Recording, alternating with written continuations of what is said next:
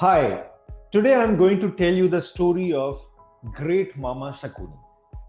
We all have read about the story of Mahabharat, the story of Mama Shakuni, or we may have even seen the TV serial which used to come in 80s and 90s. We know that Mama Shakuni was one of the key person due to which Mahabharat happened. We also know that he may have been the number one villain of the great war between Pandavas and Kauravas. Recently, I had a chance to do a research on Mama Shakuni, and what I got to learn was amazing. It totally changed my perception about Mama Shakuni and also about the Indian history. And I feel that you should definitely know about his real story because it will change the perception with which you look at Mama Shakuni, or if you look at any other person.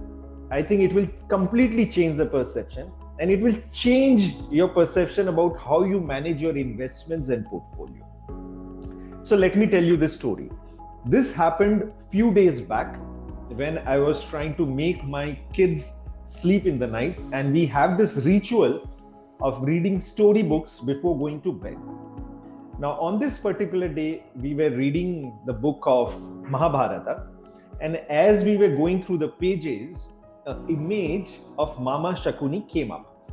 And the name was not written, but the image was, generally how a villain of Mama Shakuni is portrayed in the history books and other, Indian mythology books. Now, when I asked my kids that who is this person, do you know him? They all shouted, Mama Shakuni. And, they all knew it. And I asked my kids that what do they know about Mama Shakuni? They told me that Mama Shakuni was very cruel, was very cunning, and it was him because of which the great war of Mahabharat happened. Now, it was quite a interesting thing because my kids knew about it. And later on, I also did research of Mama Shakuni, and that's what I want to tell you about. But before I tell you what the new insights I got about Mama Shakuni, let me also tell you what the book, had information about Mama Shakuni. So the book said that Mama Shakuni was born around 3000 BC, and he was born in a place called Gandhar. Gandhar is the modern day Afghanistan.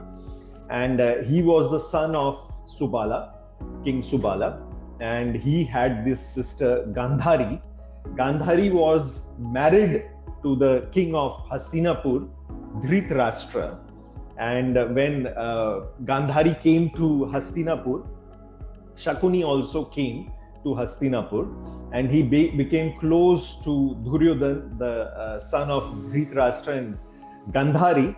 And then he, masterminded and put negative thoughts about Pandavas in the mind of Kauravas and Duryodhan, and then he organizes a games of dice in which Pandavas lost everything, their kingdom. Draupadi was humiliated, and the Pandavas were sent to exile. And after that, the battle of Mahabharat happened, the Kurukshetra battle. And that's where, everyone died. And, this is what was taught in the school. And it was also, told in the book that one of the main guys behind all this conflict was Mama Shakuni. Now, when I did the research on Mama Shakuni, there were some interesting facts. Now, let me tell you what I learned about Mama Shakuni. So this information was correct, that Mama Shakuni was born in this Gandhar in the year around 3000 BC, and that time King Subala used to rule. Now, Gandhari, the daughter of King Subala, was one of the most beautiful princes at that time. And in Hastinapur, King Dhritarashtra, became the ruler at a very young age, and he was mentored and guided by the great Bhisma Pitama. So the great Bhisma Pitama was looking for a princess for the king Dhritarashtra, and he heard about Gandhari. So he gets Gandhari married to King Dhritarashtra. So till now it was pretty fine. Now what is interesting is Bhisma Pitama gets to know that Gandhari was Manglik. I'm sure a lot of you know what Manglik is, but for the people who don't know about Manglik is when planet Mars or planet Mangal in Hindi is in one of your houses in horoscope. Now, it is also believed or assumed that when a Manglik girl gets married to a non-Manglik boy, then there's a risk of death to the boy. And currently, we also know there is a tradition that before a Manglik girl gets married to non-Manglik, there's a small ritual or custom whereby the Manglik girl gets married to a tree, and then this is a temporary adjustment, and then the girl gets married to the boy. This is to remove the Manglik dosha. Now, what Bhishma Pitama gets to know is that because Gandhari was Manglik, she got married to a goat.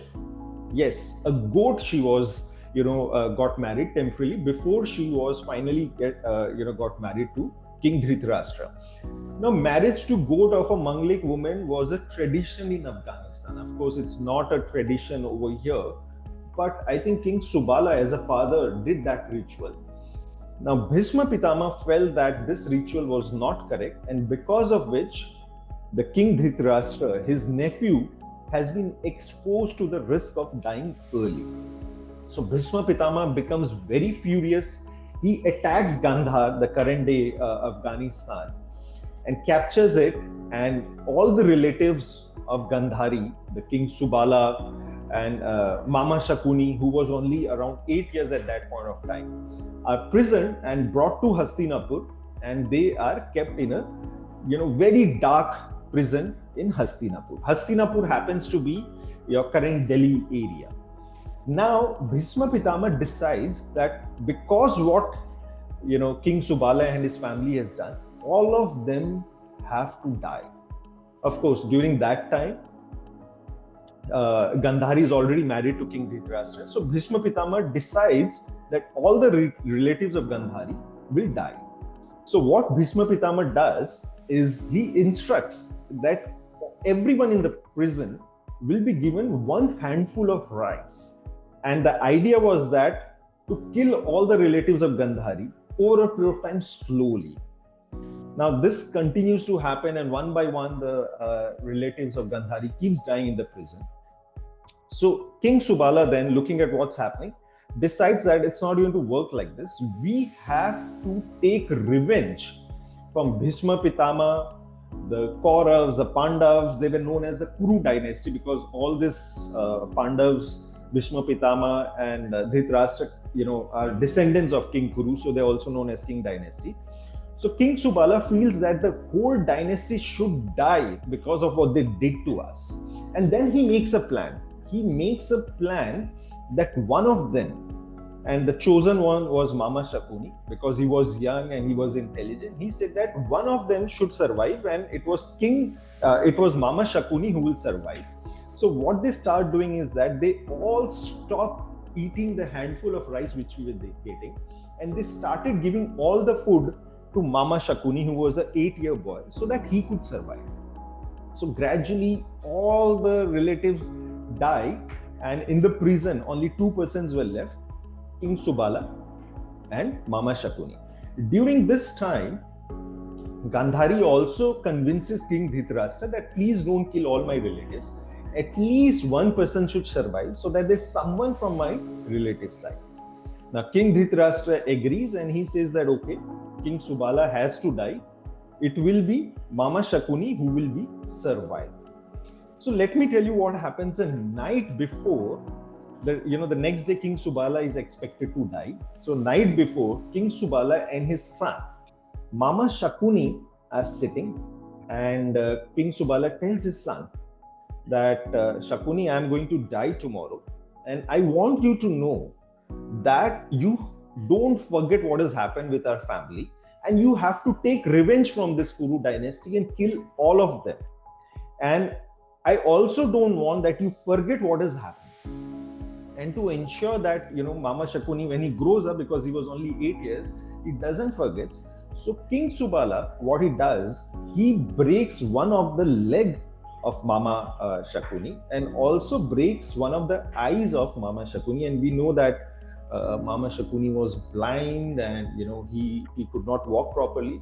This was done with purpose by King Subala. Just imagine what kind of pain Mama Shakuni would have seen when this happened. Just imagine the kind of pain which Mama Shakuni, an 8-year boy, would have experienced when all his relatives were dying in front of his eyes. So next day, King Subala, the death is given to him and Mama Shakuni is released. Now, Mama Shakuni doesn't go back to Gandhar or Afghanistan. He decides to stay back with Gandhari. And gradually what he does, he starts getting confidence of Duryodhan and all the Kauravas so that they can trust him. And Mama Shakuni had this, in mind that he has to take revenge. And that's when Mama Shakuni gradually poisons the mind of Duryodhan towards Pandavas. He tells him that you are the rightful owner of throne and we should kill Pandavas and throw them out. And that's where he entices or makes a plan that to bring Pandavas for the game of dice. By the way, let me also tell you the dice through which Mama Shakuni wins that dice game are made from the bones of his father, King Subala. And that's why they were magical. And we also know that it was in the game of dice when the Pandavas lost their empire, the Draupadi was humiliated and they were sent into the exile of 13 years. Even in the war of Kurukshetra, Mama Shakuni was the mastermind. He strategizes everything. Eventually, we know that Kauravas die and Pandavas, also go to heaven gradually, and then some of the Kauravas also go to heaven. Finally, Mama Shakuni is killed by Sahadev, who happens to be the 5th son of Pandu and Kunti. Now, when Mama Shakuni dies, you'll be surprised to know, my friends, the Yamraj, when he comes, he takes Mama Shakuni to heaven. Let me tell you, my friends, from the Mahabharata epic, only very few people go to heaven or Swarg. Pandavas, of course, go. Duryodhana also goes, and some of the Kauravas also go. And Mama Shakuni is one of them who also goes to the Swarg. And why he goes? Because he fulfills the promise which is given to his father. Now think about it, my friends. Was Mama Shakuni really a cruel person? 10 minutes back, I'm sure 99% of the people did not knew his second part of the story, his real background story. And you were thinking that he's a cruel man, cunning man. Now tell me, do you think he was cunning? Or he was right in what he was doing? Now this happens with us, very often. And I'm sure there's a phenomenal lesson which we all can get from Mama Shakuni. We are so easily judgmental about people. We think we judge about people in 5 minutes, 10 minutes, or few interactions that he's not the right person, he's a bad guy. But we don't make enough efforts to know the full background story. And if you're not making enough efforts, then there's a very high chance that you're reading it wrong. Similarly, in the investment worlds, I think we take a lot of wrong decisions because we don't do a proper due diligence about the information.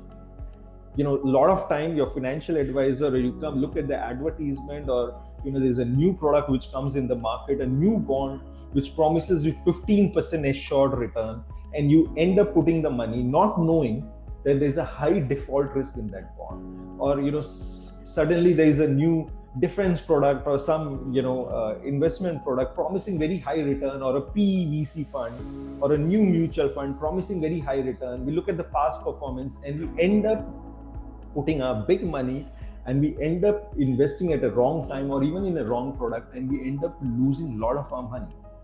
We also judge investments or a fund or a product when it's underperforming. We feel that it's a bad product because it has underperformed for 1-2 months or 6 months or 12 months, and sell. And later on we realize that maybe it was the best time to invest. So what is important, my friends, is you do due diligence, not just for buying any investments, for making any decision in your life. Because a decision taken on limited information or half information can cost us a lot. So there's a lot to learn from Mama Shakuni.